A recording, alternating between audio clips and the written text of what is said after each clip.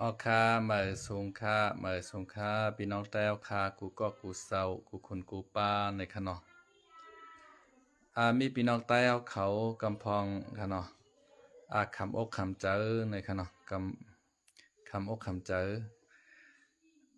คนอยู่ต่างเมืองไทยก็หันเขาจ้อยแถวมีช่างเฮาในวันนะเขาว่าออกมาออกมาหลัดความในใจเขาค่ะเนาะอัดอั้นตันใจมาไว้หึงหนาวค่ะเนาะมันใครปืดคือลมไม้มันผิวพองโยค่ะเนาะเหมือนจังหนังกาค่ะเนาะกาเฮาในลมไม้มันมีขนาดนะหมักกาเฮาในป้องเกียนอาลามันจางแตกขนาดเนาะก้นหมาก็ในก็มันเต เอาไว้ในใจมันหึงหนาวโหก็จุมเมืองไทยจุมนั้นจุมในว่ากะจ้อยตั้งนั้นตั้งในว่าหันจ้อยช้างคนเมืองไทยในหันเขาเข้เข่งกันก็เข้เข่งเกามีเหไม่มีเหเกาในเนาะมันกะลาดจึงนั้นก้นกำพองหั่นเนาะ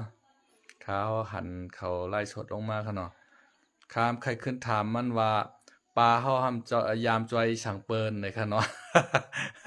ข้าใครถามขึ้นมันว่า อันปลาปีปีนั่นค่ะนี่นะปลาปีปี มื้อกลางวันไหนมีพี่น้องใต้เฮาเอาคลิปมันมาลงค่ะโยเนาะ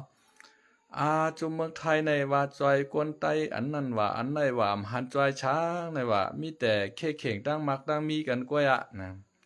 ใจยาวแค่เข่งตั้งมักตั้งมีกันค่ะเนาะในกำผาในเมืองไรก็เปิ้นแค่เข่งกันค่ะรู้นะเปิ้นแค่เข่งตั้งพานกันค่ะเนาะเปิ้นแค่เข่งตั้งมีกันค่ะ เมืองไทยมันก็ไข้ขึ้นใหญ่หรือเมืองมานไข้ขึ้นใหญ่หรือเมืองกัมพูชาเมืองลาวในเขาเข่งป้ายมังมีเขาขนาดอันมักมีเหลือเปิ้นในกุนเสียงจ้านวันออกเขาในก็ได้เป็นเมืองสิงคโปร์ในหลายหมายหนึ่งค่ะเนาะเปิ้นเข่งตั้งมักตั้งมีกันจังไหนค่ะมันจอกก็มีเฮียงใจเอาก็เข่งกันนั่นขนาดนะเหมือนจังหนังก้นปิดหมอกกับลุงเก่าก็ใครคือมันปิดเขาโก้ไม่ก็ใครปิดเขาโก้ใครเป้กันนั่นขนาดเนาะ กวนตีมวยเขาเจ้าในขนาดเป็นเข่งกันปอเปมาชำไรชูนั่นขนาดนะมันเป็นเจ้านั้นฮะกวนเฮาในมันโหลไรเข่งเป็นพองปอหอมเข่งเฮไหนใครกินก็กินใครกว่าก็กว่าใครนอนก็นอนให้ไหนมันมีตั้งขึ้นใหญ่ไม่ชุงให้ปอขนาดนะอันเมปาปีมันว่าเกาหันเฮาเข่งตั้งมักตั้งมีกันกว่าเมืองไทยในกะจอยตั้งนั้นตั้งในว่าแนมหันจอยช่างเซปอกในว่านะ อันเปิ้นจอยก็มีอยู่ขนาดไว้หมักตากวางๆตัวอินค่ะเนาะเหมือนจังหนังปีเสือไต้เขาจะในกะจอยพี่น้องรถผารถโจรเขาจะในเปิ้นจอยอยู่ขนาดนะเหมือนจังหนังจุ่มนั้นจุ่มในว่าจุ่มแมบว่าในเปิ้นกะจอยเข้าชานว่าก้นทบเพโควิด19ว่าทบเพน้ำท่วมในก็มันมีอยู่นั่นนะก้อยหน่ะคือมันจอยประเทศกูก็ตั้งวันตั้งเมืองเนี่ยมันจอยมันไล่เก่า ตอนหนังรัฐบาลเปิ้นเป็นโรงปองจึงหั้นนะเงินเข้าประเทศเปิ้นมหาศาลเนี่ยเปิ้นเลือกจ่อยก้อยขนาดเปิ้นเลือกจ่อยเอาก้นผานก้อยน่ะเมื่อปานโควิด19ก็5,000บาทในเปิ้นเอาเฉพาะก้นอันผ่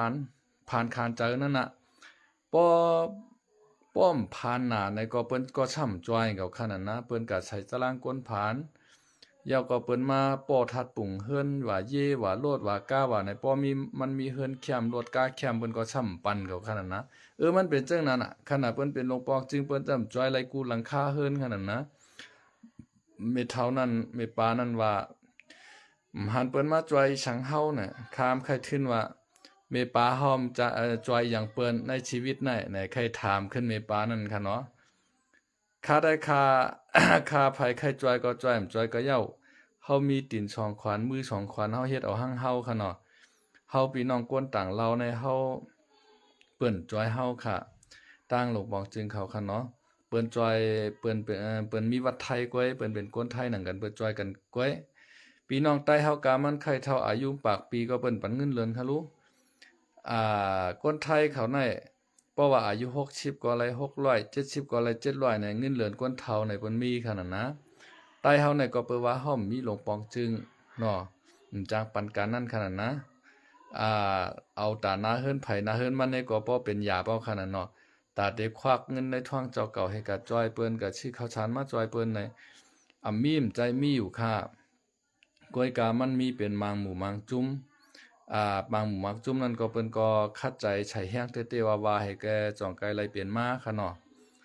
มันเป็นจังได๋คะใครตอบปันว่า ไม่ปลาเฮายามจอยอีช่างเปิ้นพองนะครับเนาะ พอจอยมาจอยบันขาวใจคำลาวในก็ยินโจมหมู่คณะมาจอยบันขาวเขาชานให้ช่องชามกระฉวาบงัวฮับผมโจมตวนอยู่ค่ะมาจอยปันเงินคาย12,000 1แค่นดี คาดคาดให้ไวไม่ป้าว่า3 ปอกค่ะเนาะเอาค่าไม่ชงค่า